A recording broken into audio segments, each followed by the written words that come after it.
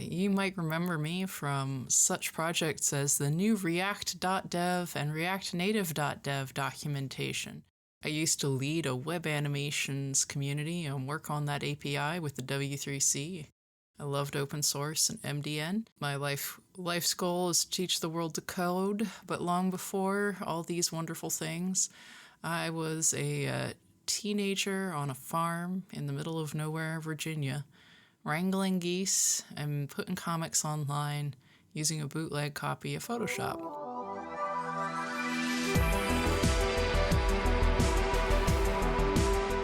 My name is Schalk Neethling, and this is the Mechanical Ink podcast, a podcast about open source, the open web, sustainability, and those who want to make the web and the world a better place.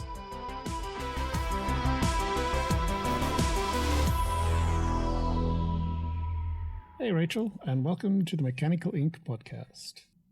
Hey, it's so good to see you, Schalk. How are you doing? Pretty good.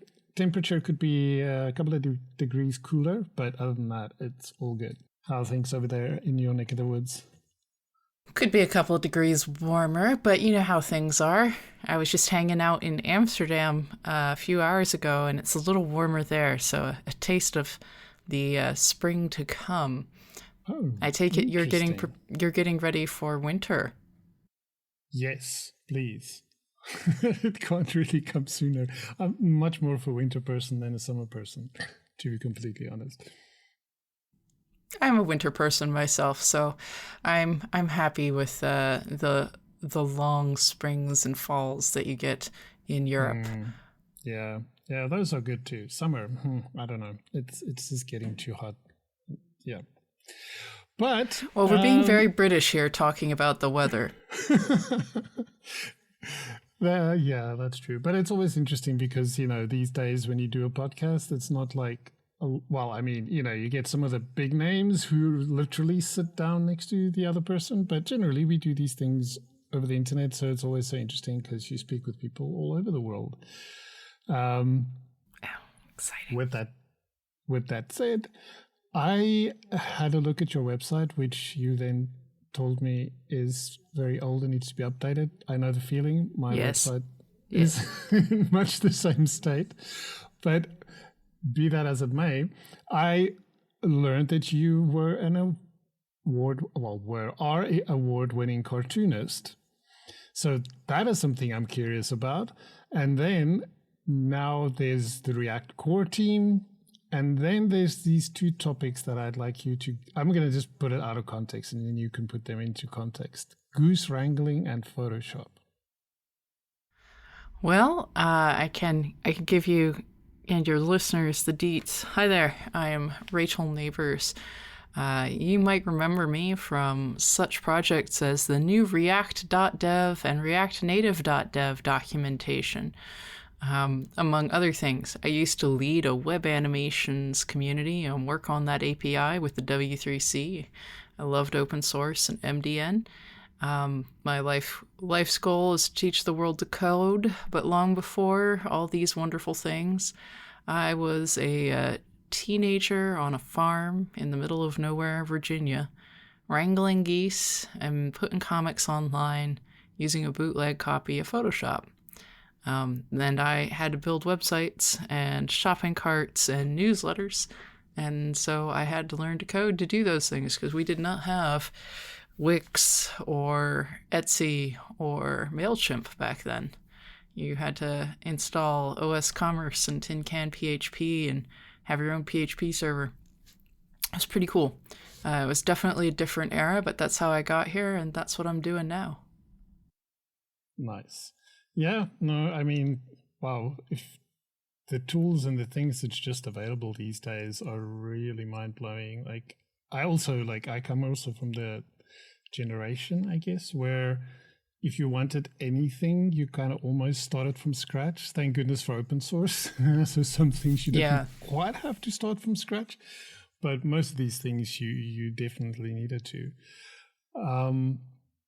So teaching the world to code, you mentioned that also just now, and that's also your line on LinkedIn.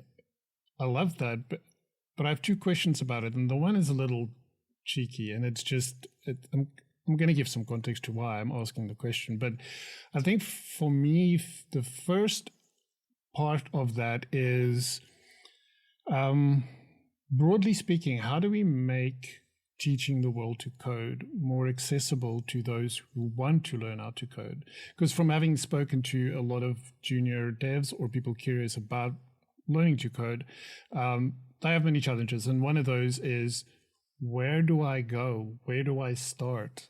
That's one of the biggest questions. How do I know what to trust? There's so much out there. How do I know I'm learning the right thing? And then, like I think in software, oftentimes people say, even before you write the first line of code, you kind of have to ask whether you should even be writing that line of code. Isn't it better if it doesn't even exist? Because that's the easiest way to avoid a bug, right? Is to not write any code.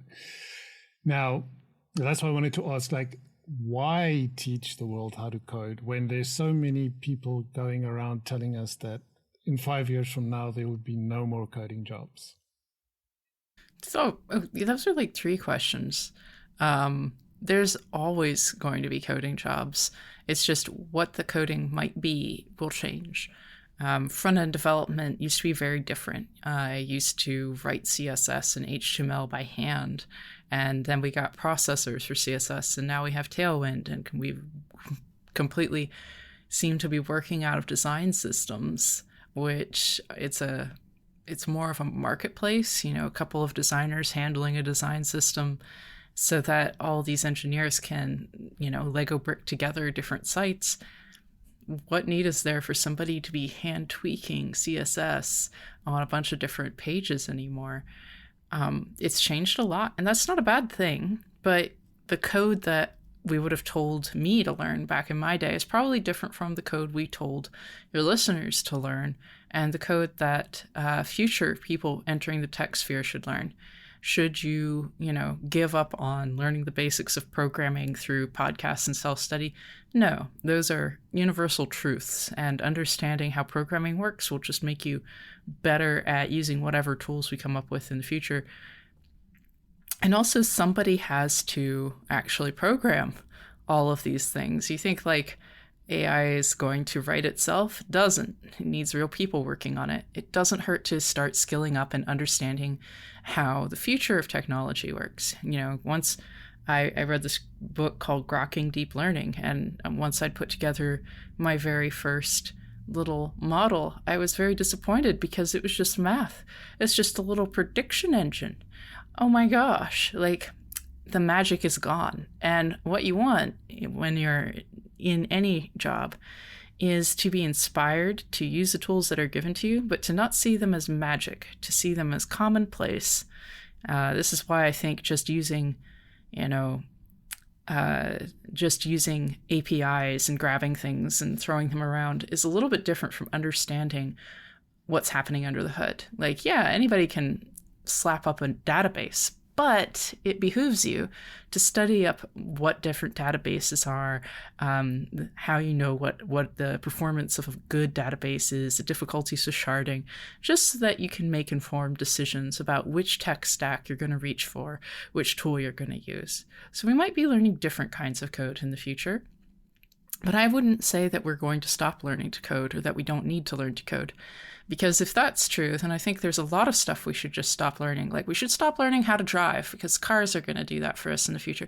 We should stop learning how to cook. We have microwave dinners. We've had them since like World War II. Why are we still cooking? We should definitely stop having pets because we have Tamagotchi now. I mean, come on. Tech is the new way of life, the new way people make money. Oh, did I answer that question? You gave me a handful. Yeah. No. You definitely answered the why. I mean, those are all extremely good points. So I think now that we know why we should still be teaching the world to code, how do we go about this? How do we ensure that this is accessible? So, when I mean that in the broad perspective. Like, if I'm somebody interested in learning to code and I'm like, where do I begin? Like, do you have some guidance around that? Well, unfortunately, boot camps can be a little hit and miss these days. You really have to know that it's a trusted boot camp, that has had good results. Because it's such a for-profit thing, there are, of course, people who are just going to take your money and run, and definitely should be leery of that. For me, I think the best place to start is usually with the best people. So think of your favorite open source library. Who are the core contributors? Can you follow their accounts on GitHub and on Twitter? Can you start making sure you hear more from them so that you can understand how they're thinking? And then I would recommend actually starting with the quick starts and tutorials of that framework or that library. It's the best place to start for anybody because it's from the source, it's from those people you trust. And as you start building things and having challenges, then you can seek out answers to those problems. I think there's this idea that we're all going to sit down and read a big book about a program and then we'll be done. I did actually once read through a big book on Photoshop 7. It was my first version of Photoshop. I read it cover to cover. I know all of the hotkeys. I have not read I tried. I could not bring myself to finish a single a single Adobe product manual or education course after that. Once you get the basics down, you don't need to do such deep dives. And I think it's perfectly fine to use the tools that are available, the abundance of resources that these open source teams put together and share. Now, maybe, you're looking at a very complicated project's documentation and quick start tutorials and you can't make heads or tails of it. That's just an indication that you need to pivot to a different project, perhaps one that's a little closer to things you already understand, or that you need to back it up further up the stack. Maybe you're not ready to be understanding edge functions, but what you really need is to just get a boilerplate blog running somewhere first. So you back it up and you start learning Next, and you get Next running on Vercel, and then you start thinking, oh, well, if I built that, maybe I could build something with these edge functions too.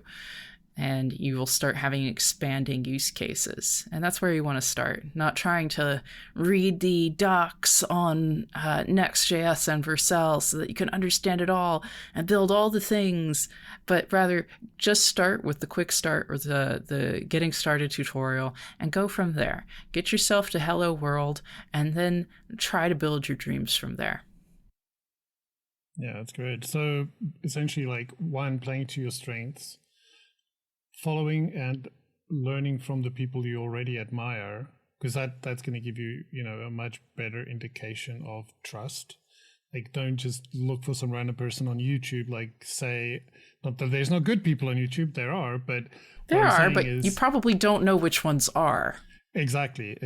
Whereas if you start at the source, so to speak, which is I don't know, Dan Abramov or Evan Yu, Sebastian Markbosch, go to the core teams. You might not understand all of it, but you can always respond to them and ask them for an explanation. Somebody's going to jump in and explain it to you.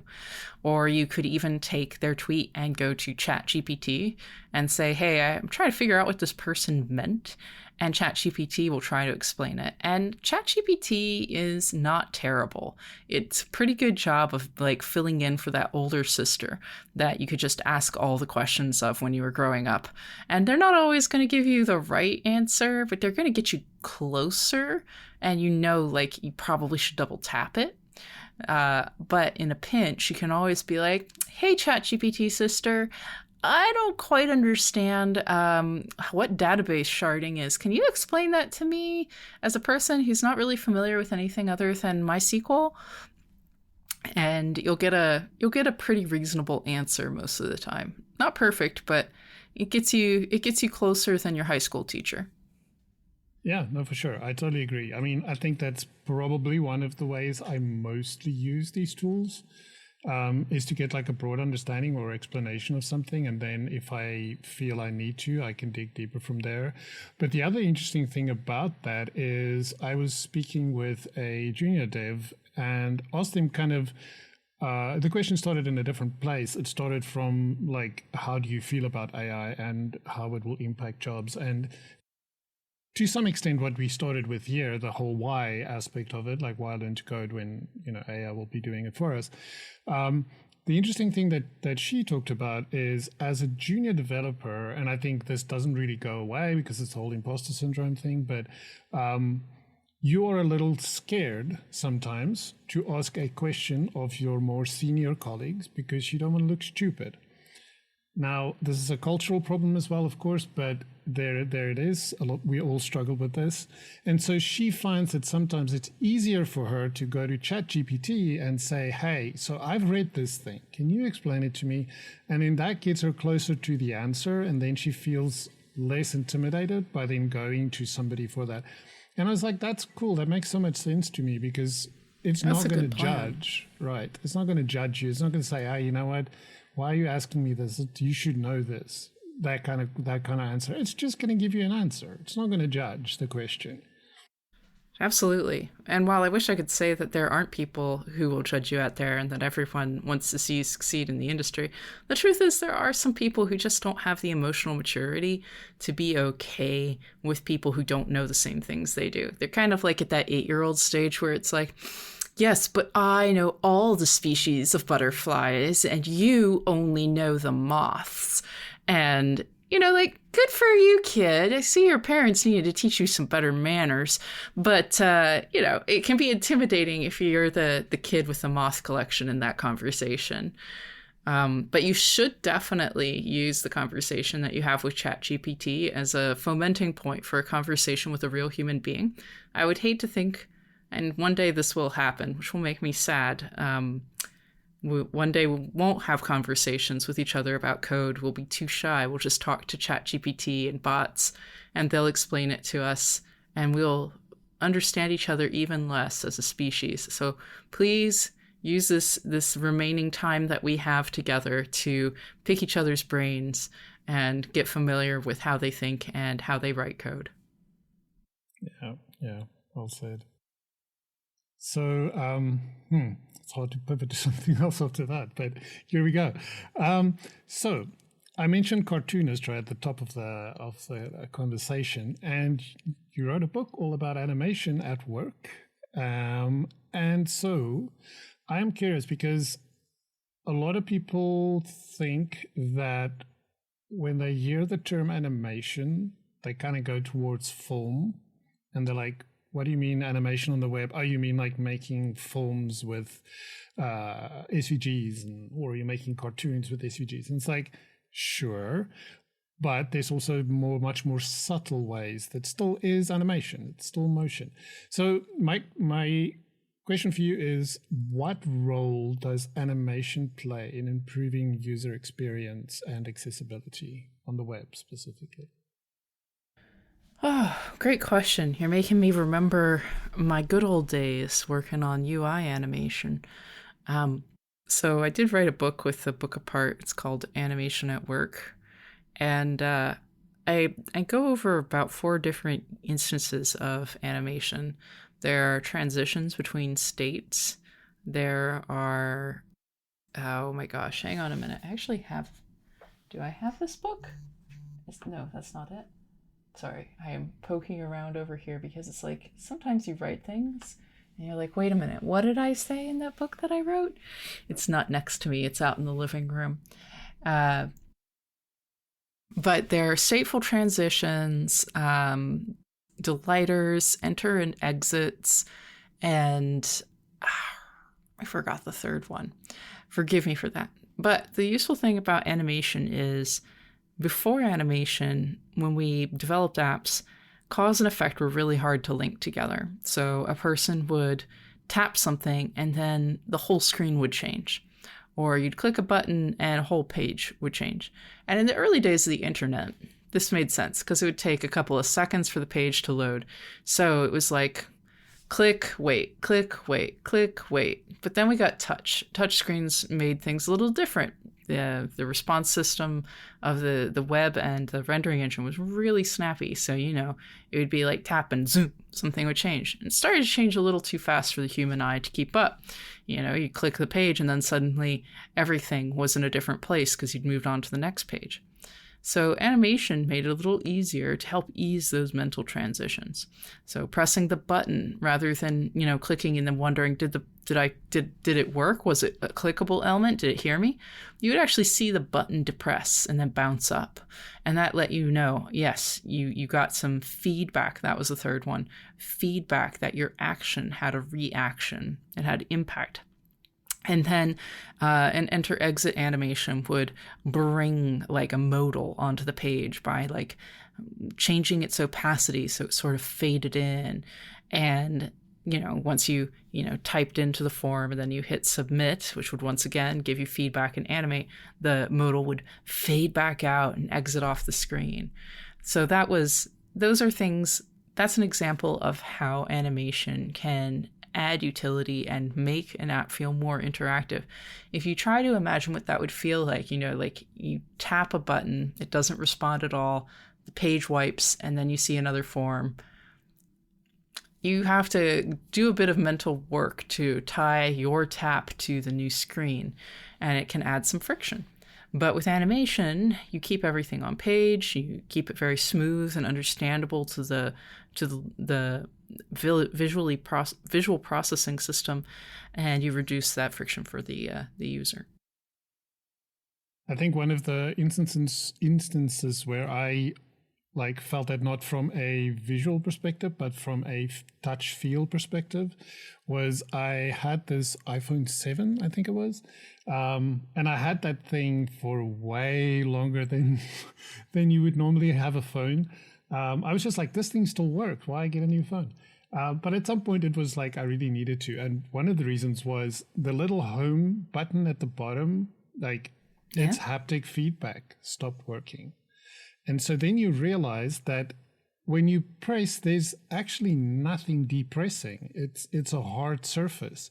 It's literally haptic feedback that makes it feel like you press that button. Now it still works, but there's no feedback telling you that, yes, you pressed it.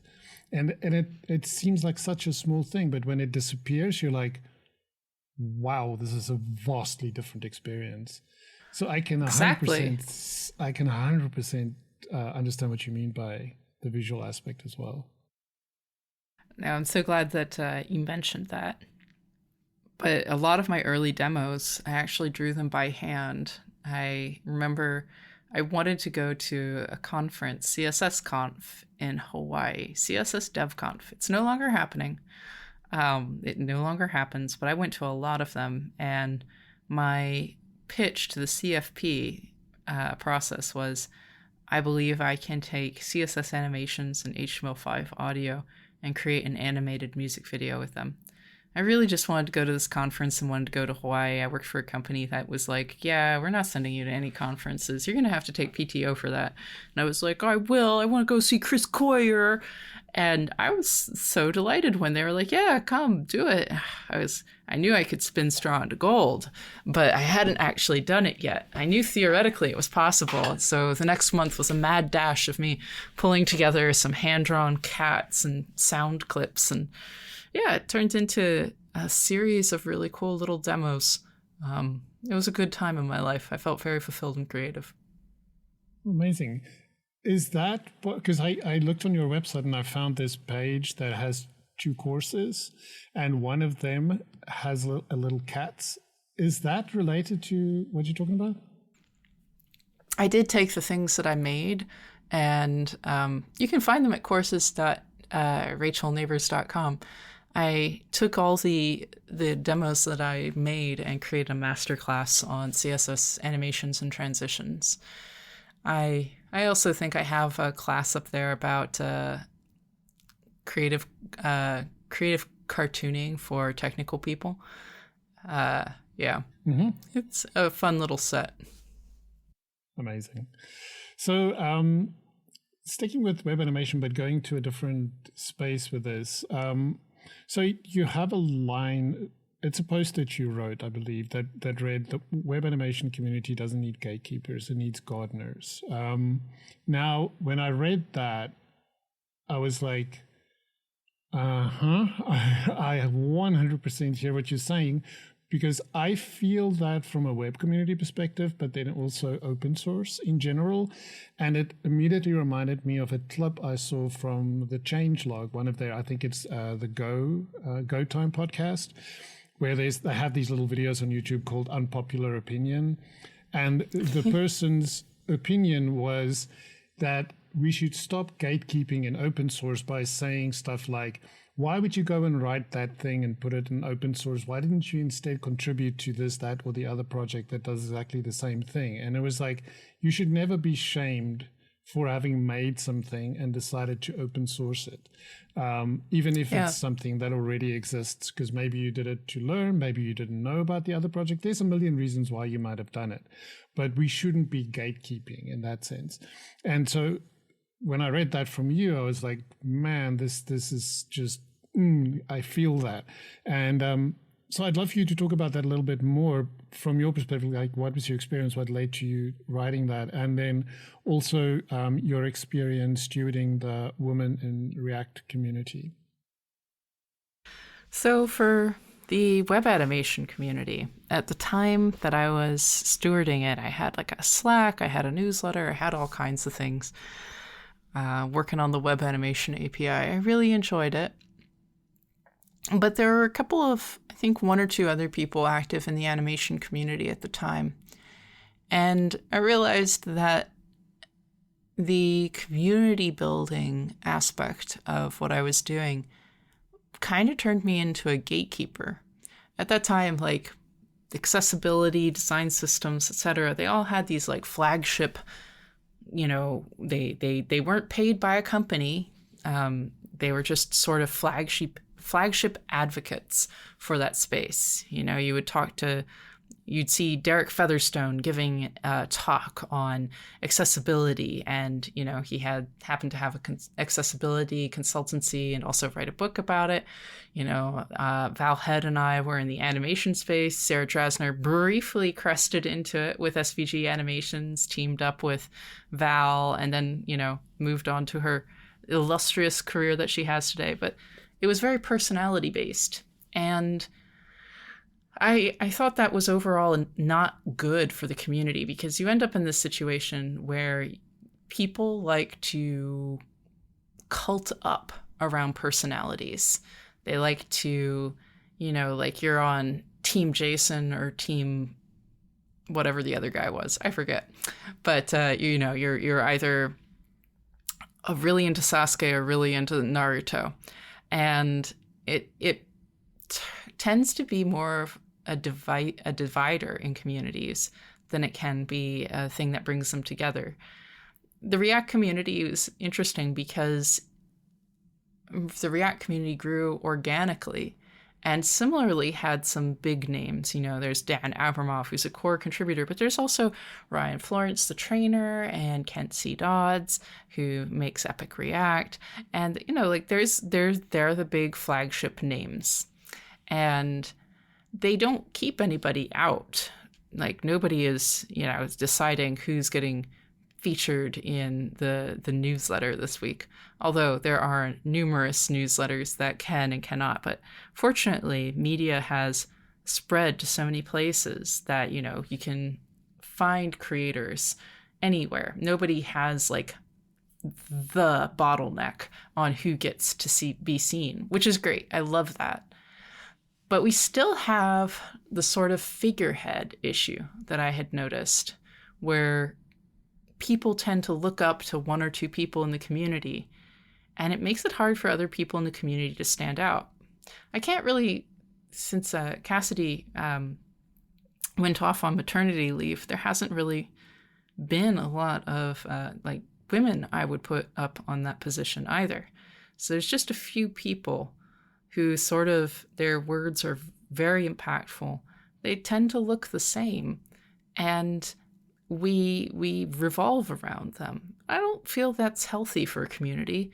I feel like we need to structure communities a little bit more egalitarian like. There should always be people who are organizing conferences free of profit. There should always be, at least as many people on stage who reflect the makeup of the community. If there are 20% women in the community, 20% of the speakers should be women. But increasingly, I feel that since I wrote that, communities have started to be gardened by people who have a lot to gain from gardening them, even more than back when I built communities. The Reactiflux, I don't think Reactiflux is the one I'm thinking of, but these membership-only discords, etc., they're great. The people who set them up can garden that one little community, but often they have a price tag for entry, and then you're solely at the beck and call of that person. And if they decide that you don't meet their standards, that's it for you. So I'd like to see more communities in more places. I think that when you see communities moving into walled gardens, I now believe that is an indication that people in the community aren't being supported correctly. Or not in the way I would. Yeah, no. If people have to hide behind a login screen to have a community, perhaps they don't feel safe outside of the wall. Yeah, that is very true. I've seen that. I kind of moved away from Discord because of fear of that. But then the thing is, then you exclude, right? Because then, I don't know, some people are like, but I don't want to use Slack. I already use Discord. I don't want to use another thing. I had that because at some point I toyed with the idea of let's use Matrix. It's like open source, and people were like, I don't want to create another account. And then it's like, I get it. But you can also not be everywhere because then you become too fragmented, and then it's too hard to keep an eye on everything and ensure people are supported, that kind of thing, right? So yeah, I hear you, but I also do like the idea that you said, like more communities, and not so much just a couple of leaders that each has their tribe walking with them, and that's all. And if you don't fit into any of those, you kind of left outside the gates. It reminded me, like, very separate topic, but when I spoke to Zach Leatherman, I asked him about the future of the web and like frameworks and stuff like that, and he was like, well, I'd actually like to see more instead of less. So less of this is the one that won, this is the framework that won. Instead, there's a diverse array of different frameworks that you would pick based on what you're doing. Maybe I'm stretching the parallel here, but it almost feels similar in nature. No, I think you have a point there. And I like that you're hearkening back to the Zach Leatherman episode. Everyone, make sure you catch up on it. That was a good one. I really enjoyed chatting with him. And what we talked about now, it kind of leads very nicely into another topic that I wanted to bring up. And that is, there's quite a few, I guess you would call them online magazines these days. Like, people are like, what's a magazine? I don't know what you mean by that. Blog? But anyway, like List Apart, which has been around forever. Like, I've been reading that since I can't even remember when. Smashing Magazine, again, also been on the block for a very, very long time. And there are some others, but a lot of people don't even know that you could write for those publications, right? You as a web developer, as a front-end engineer, you could write for those magazines and actually get paid if that's what you're interested in. But I think for some people, even if they know that, they might be like, ooh, I don't know if I'm good enough to write for that. How is there a gatekeeping aspect to this where it's like only X people can write for this, you shouldn't even try? Or is it us being our own worst enemies and just being like, I'll never be good enough for this? A little bit of both. When it comes to platforms like publications, like Smashing Magazine or A List Apart or God Bless It, CSS Tricks, you very much do have to win the approval of whoever's in charge of what content goes up there. They are looking for certain topics that they know their audience wants to hear about. They're looking for a certain level of authenticity and seniority, and they're looking for people who have good writing skills. And you have to tick all three of those. But they aren't going to hunt you down and say, hey, I would love it if you'd write something. Even if you are posting to your own Substack or Medium or blog even, or dev.to, you're welcome to do those things, but they're unlikely to lead to invitations to post on these sites.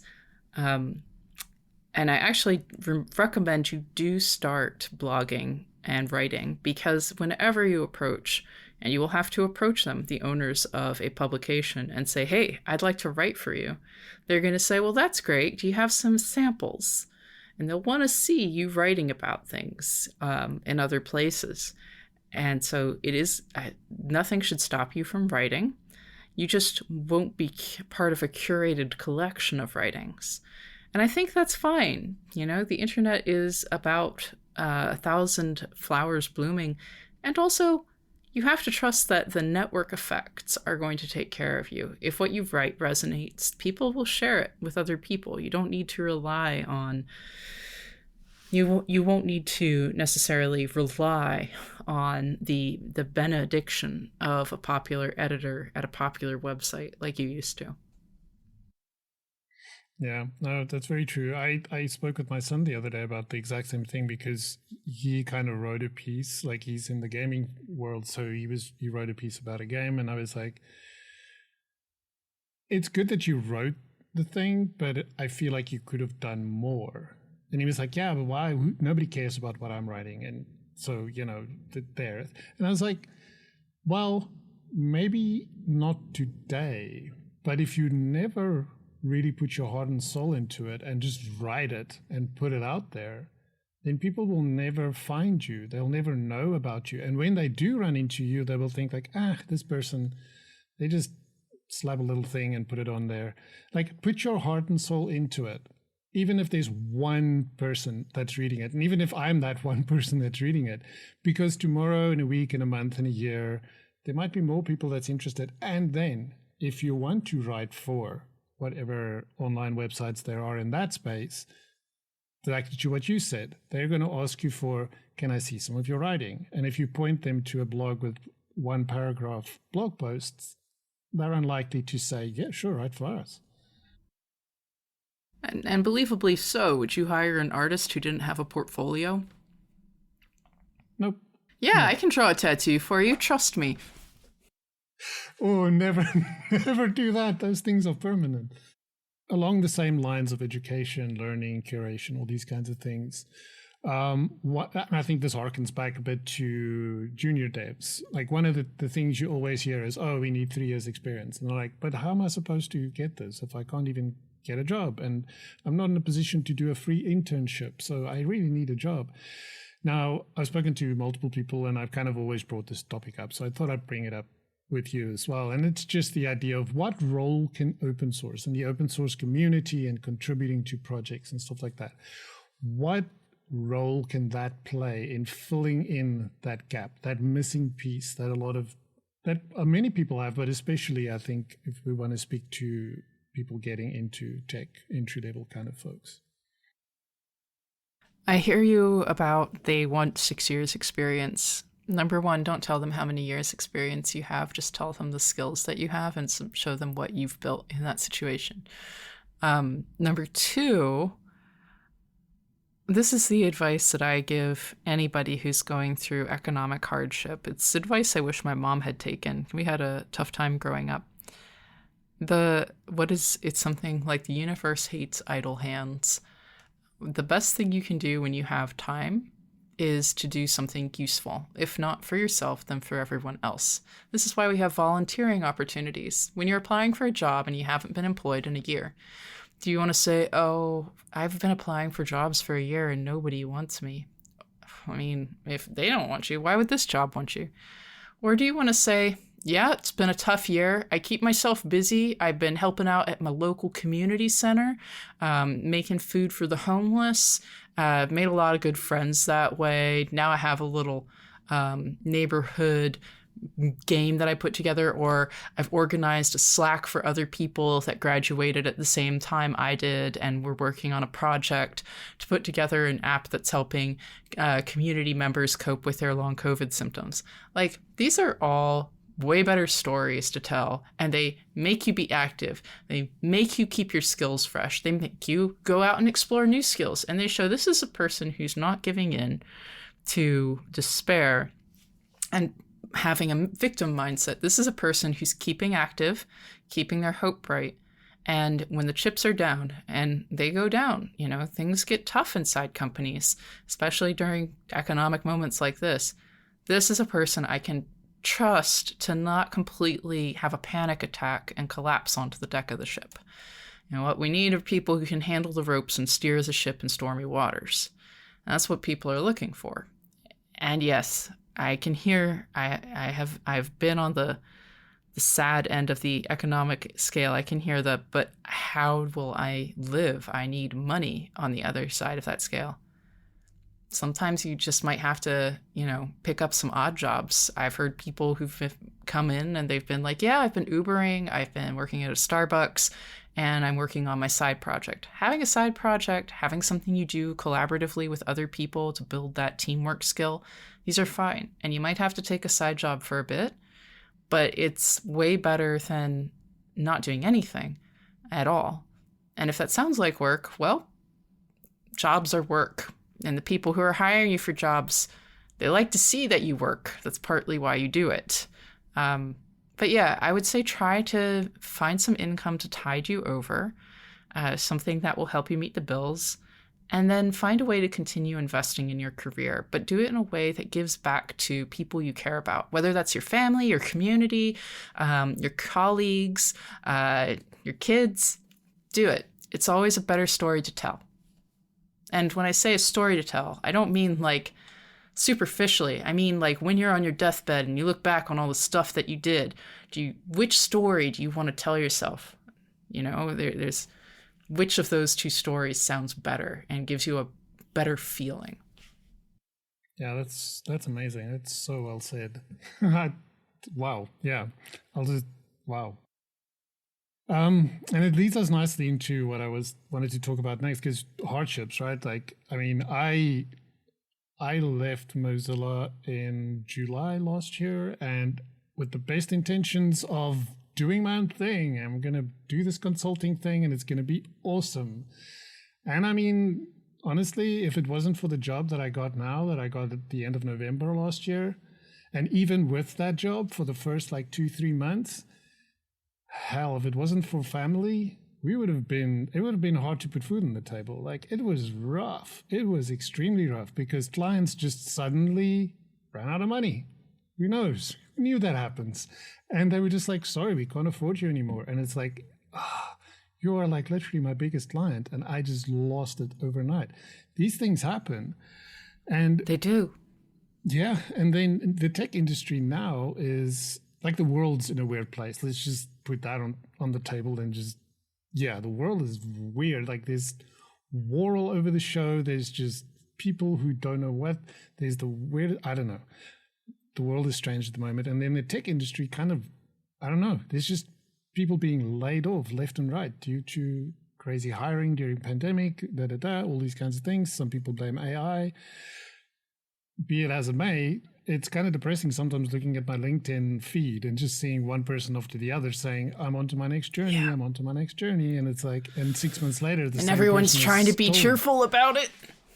Yeah, exactly. Because 6 months later, you see the same person still saying, I'm still looking for something. And you're like, oh my goodness, how are you, medical aid's a reality in today's life. If you don't have that and your kid gets sick or something, like that's not a place you want to be. But, so uncertainty, not knowing what to expect, it's part of life, but how do we deal with it? Like, you wrote a piece about something that happened in your life that's related to this. It's essentially, don't do what you love. If you want to dig into this very, very deep and philosophical topic, but very real for a lot of people right now.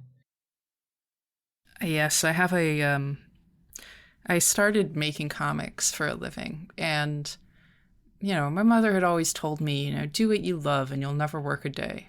And oftentimes when we are young, we want to be things like YouTube stars. I remember I wanted fame and fortune. And for me, that meant becoming a cartoonist. And I was going to live off of my income from making comics. And maybe my dream would be I'd get like my own cartoon on Nickelodeon or something. I had no idea how to get there. But this was my dream. And I worked very hard. I self-published 2 graphic novels. But despite success, I won awards. I even had a couple of distributors interested in distributing my book. But women don't read comics, so that didn't work out. But the point was, I had probably the biggest readership of most webcomics at that time. It was a really big deal in the early 2000s. But it wasn't enough to get me jaw surgery, and I needed jaw surgery. I didn't have health insurance. And the amount of money was so far from anything I was making, because I was like below the poverty level. I was doing better than most cartoonists. They were like, wow, you're doing so well. I was doing better than the waitresses in my hometown. That lets you know how bad things can get in some areas. And I just had to have a reasonable talk with myself and be like, I know you love this, but it's not helping you. It's not taking you where you need to go. And slowly, the thing I loved doing was not becoming something that brought me joy, but it was becoming a weight around my neck, something that I struggled with and couldn't figure out why I couldn't sustain myself with, which made me feel like I was lesser than.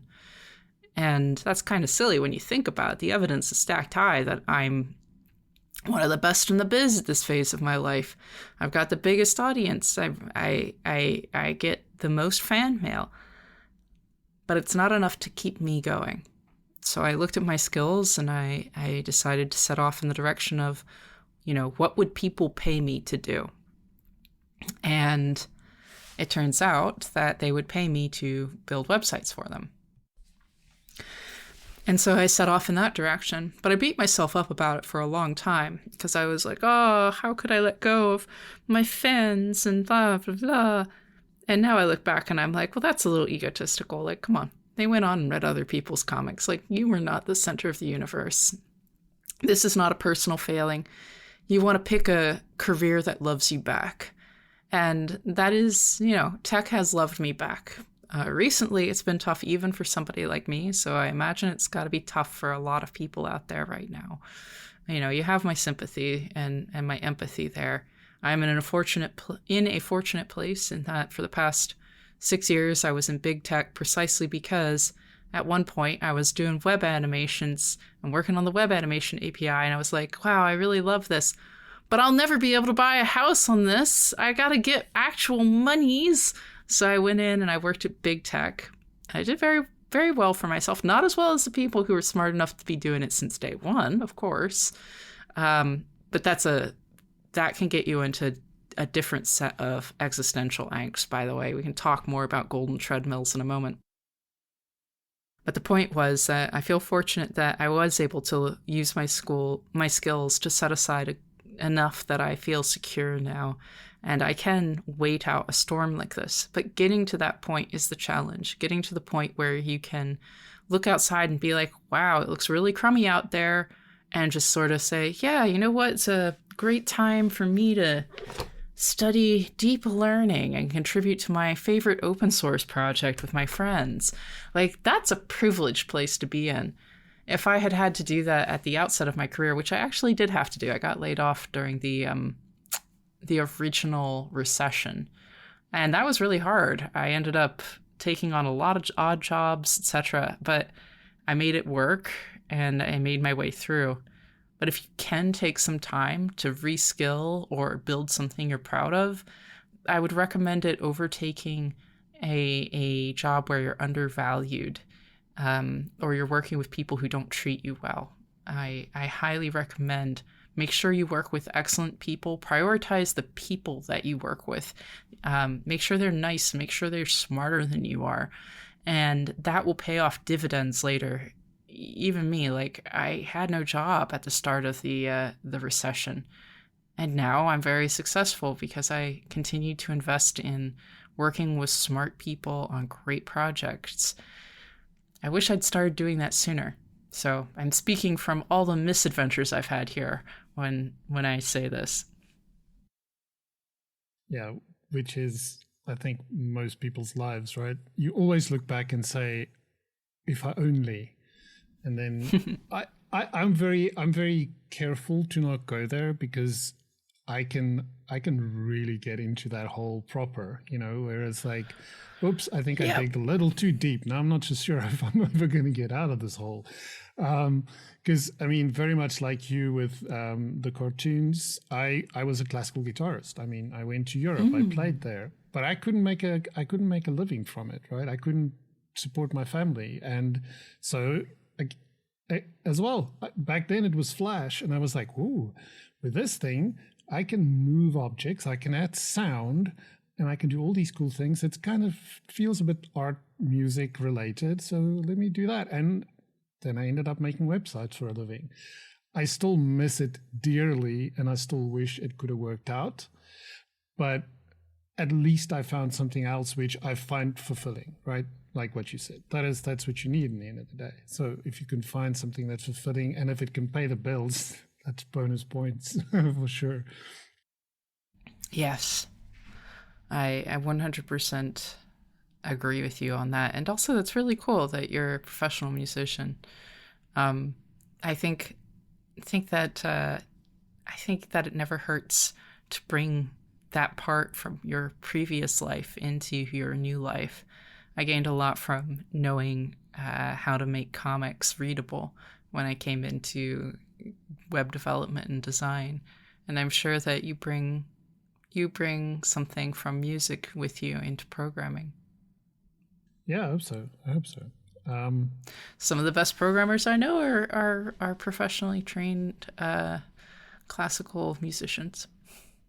It is not an uncommon thing to say, I was a musician before I did the web, and they're like, really?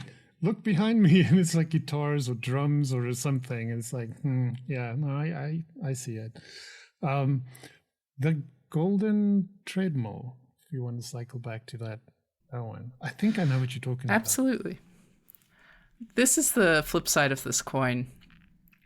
So for people who like got into hot startups or big tech, especially big tech, I think startup people who left college and got into a startup like Facebook, they're doing really well right now, and they're chill. Like they have enough that they're able to wholeheartedly step away from the industry and go do other things with their lives, which is kind of amazing. It's like graduation.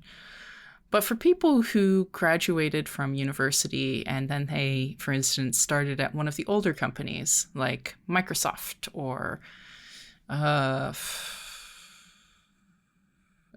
let's just say anybody at a FANG company starting today, like starting after their gigantic boom in the stock price, like those few shares you started with 10 years ago are worth so much more now than the few shares that you're going to get when you join today will be in 10 years. So there's a timing advantage depending on when you enter the market. But some people, especially there's this special generation of people who join these companies after they've done their hockey stick growth, and they're making six figures, and that should on paper make them well-to-do. But because of the inherent limitations of the lifestyle, you have to live in a city with lots of tech in it, which means you're competing with everyone else making the same amount of money, as well as the people who made lots of money earlier, which forms kind of like 7 layers of hierarchy. So you want to hang out with them, you get this lifestyle inflation, we got to get our seasons pass to the snow fields. I couldn't possibly leave my job because then how would I send my kids to Harvard and still go skiing? And, like it becomes impossible to step away. They call it golden handcuffs. But I also see a golden treadmill, which is where, if I just stay at this thing long enough, I'm going to get the promo. I'm going to get the directorship. I'm going to, my company tells me they love me. I really feel like we're a family here. I know people who are laid off from Google where for them, it was devastating. It was their first big tech job, and they felt like it was a family. They were doing the career ladder thing, and then they were just gone. And that had never happened there before. And that's the golden treadmill. It's when you're walking forward and you're just plowing all your energy into a company because you genuinely believe that it's going to, result in something great. But for most people, we are not going to see the kind of returns that the original founders did. We're not going to see the job security that tech has looked to have for the past 20 years. It's cyclical. There was a dot-com bust before this. There will be an AI bust and a VR bust again. There will always comes in cycles. But we had a really long, good run, and I think we got a little complacent. And for people who got into this industry because they really believed that they could do it and that it would lead them to the life they wanted, this has been a rude awakening.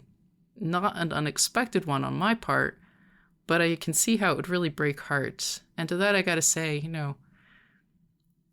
there's a saying,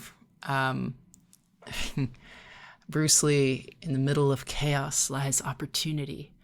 And you can look back when I got laid off in my first tech job during the recession.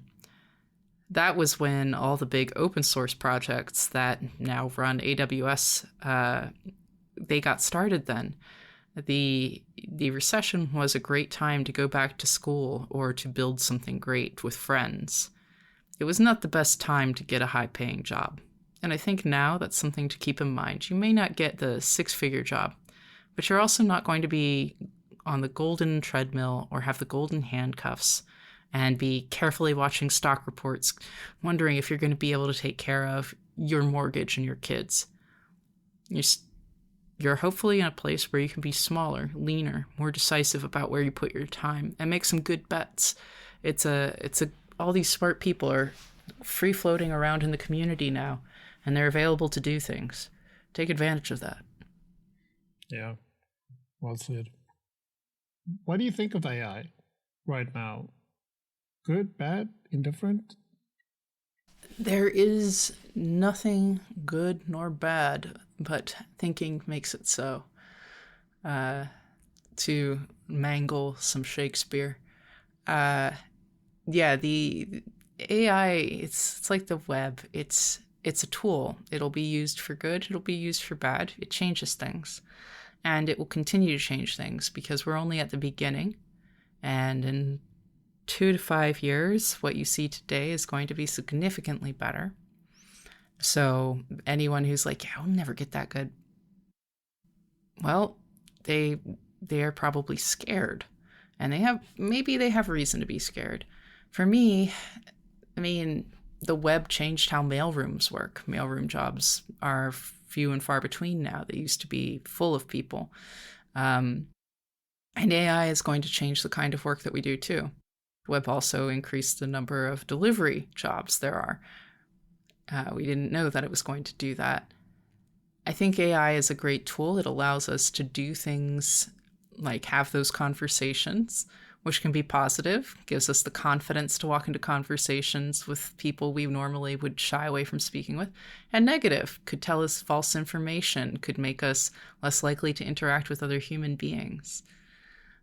In that regard, I'm bullish when it comes to AI. I think it's like a mecha suit we can put on to do things faster. I might be able to wrangle an entire documentation code base on my own instead of having to, common story with documentation managers is like, we never have enough people.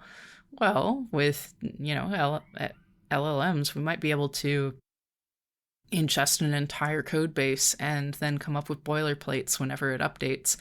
And the AI could help us manage the documentation as a byproduct of the code rather than reacting to the code.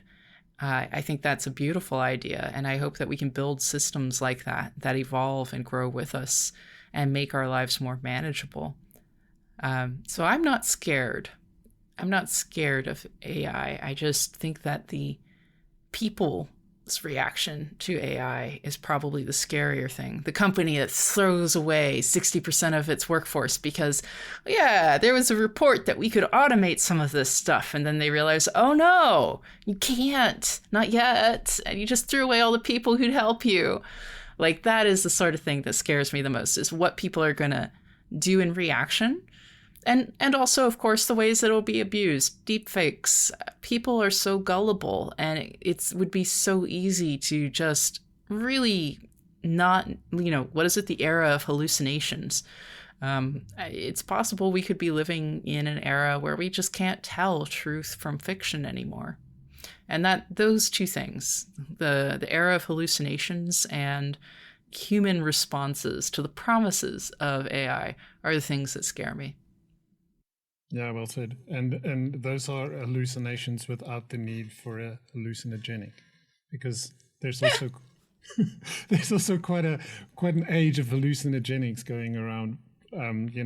Finding the good in it, finding the ways that it can help people who have gone through some rough things in their lives, and people who deal with depression and these kinds of things. Absolutely. Yeah.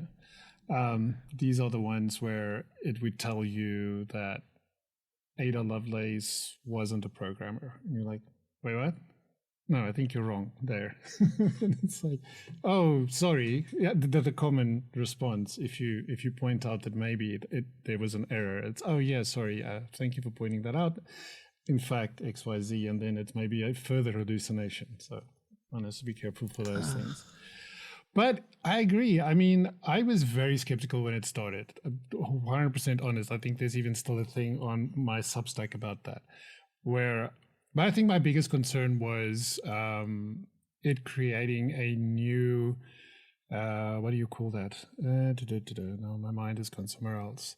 Digital divide. So, there was this digital divide that happened because those that have access and those that do not. And I was afraid of that. Open source has kind of leveled the playing field, having access to stuff like Hugging Face with all those spaces that are running all the latest models and all these. So it's helping a lot. But I think that was one of my biggest concerns is there going to again be this, there's this group of people that have access to all these amazing tools and they're just flourishing. And then all these other people that don't have access and therefore they're kind of left behind the dust. But I've seen that people have been resourceful. And as a result, I've kind of changed my mind about some of it and said, like, it would be a good idea for you to learn how to use these things to your benefit. Because, yeah, if anybody will lose their job, it's probably people who don't know how to use these tools to their benefit, as opposed to it just coming in and saying, we no longer need you. It's more like... I've heard somebody once say it, the AI isn't going to replace your job. The AI isn't going to take your job. The person using AI is going to take your job. And I think that is a really good way of putting it. And I know some people, they have a tendency to dig in and be like, I'm not going to buy ebooks. I think paper books have a place in humanity, blah, blah, blah. Good for you. I appreciate that you have your own values and integrity, but you're also going to have to choose which side of the equation you want to be on when it comes to using new tools and, facing competition that does. There will be a generation born from now for whom using AI is second nature, the same way children born today are given laptops iPads as electronic babysitters. And they will do their work very differently from how this generation does it. You can keep up, or you can, stick to your guns and maybe, take care of forest trails or something. That sounds like a really nice job. A lot of people quit tech and just go work on farms.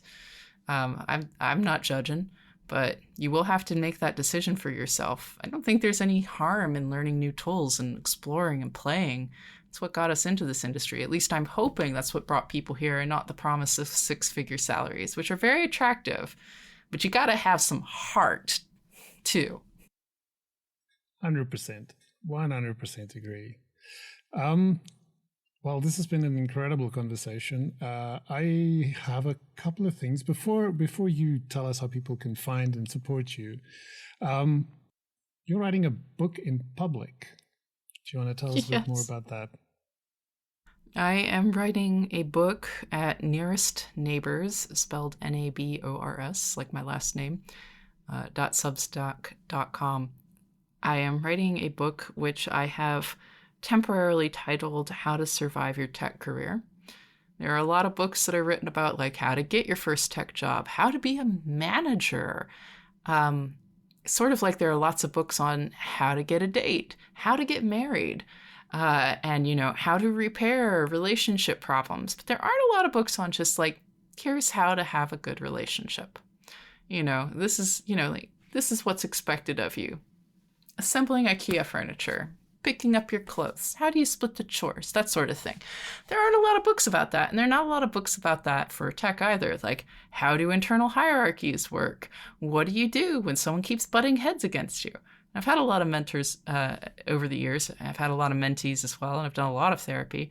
And people have gotten a lot out of some words of wisdom I've shared, like how to search for your next job before you're ready to leave your first job to make sure that you get the best opportunities and you're not in a bad place mentally. And people feel like, oh, I'm betrayed by company. No, you're not. Company is not a person. It doesn't lie awake at night and think about you, and you're not wounding its pride. Your manager may have some difficulties with emotional boundaries, but that says more about your manager than you.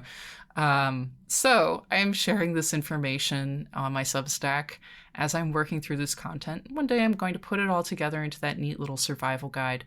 But for right now, you can find some pretty cool, well, if I say so myself, some pieces on navigating organizational change and dealing with emotional dysregulation.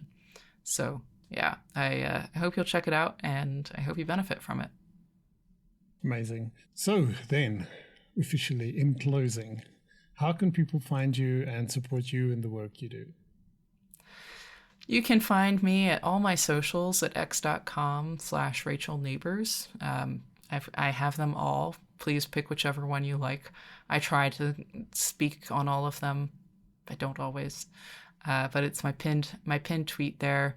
If you are interested in UI animation, you can check out my book at abookapart.com. It's Animation at Work. And otherwise, just go forth and help out your favorite open source project. Go do good in this world. That's a beautiful way to end it. Thanks so much, Rachel. Thank you very much. Thank you for listening to the Mechanical Inc. podcast. If you enjoyed this episode, share it with your friends. Leave us a review on Apple Podcasts and Spotify. Have something to add? Continue the conversation on GitHub and join the community on Slack. Until the next one, keep all the things open.